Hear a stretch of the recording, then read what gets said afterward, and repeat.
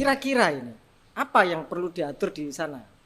Jadi begini, saya ingin meluruskan dulu bahwa hari ini pemberitaan yang ada di luar itu kan dalam tanda kutip kita itu mau bikin perda LC itu yang jadi masalah Mas. Betul. Iya kan? Benar kan?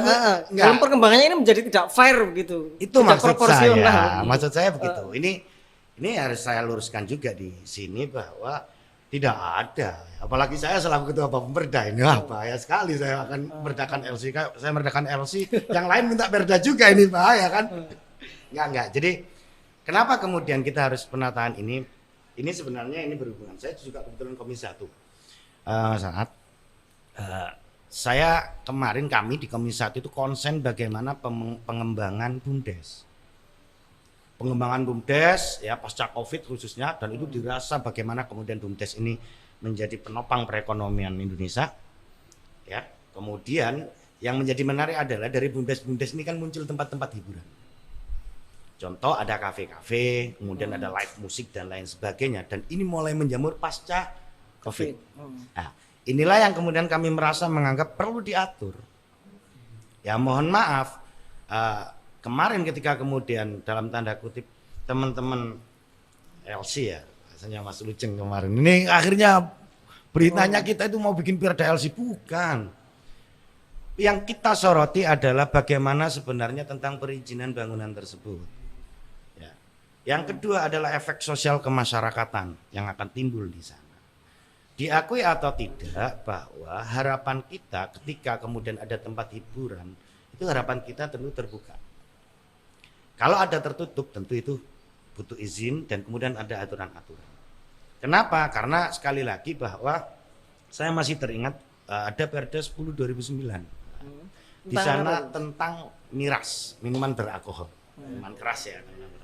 Di sana jelas diatur bahwa kemudian di Kabupaten Pasuruan tidak boleh ada jual beli miras, kecuali ada pengecualian memang di hotel, kemudian kafe yang sudah berizin, dan itu pun persentasenya hanya yang beralkohol 1-5%, karena di situ ada beberapa macam, ada 3 item ABC, yang A1 sampai 5, yang B adalah 5 sampai 20, yang C adalah 20 sampai. Nah, ini yang harus kita tidak bisa kita abaikan juga, bahwa kemudian potensi ke arah sana ya harus kita cegah.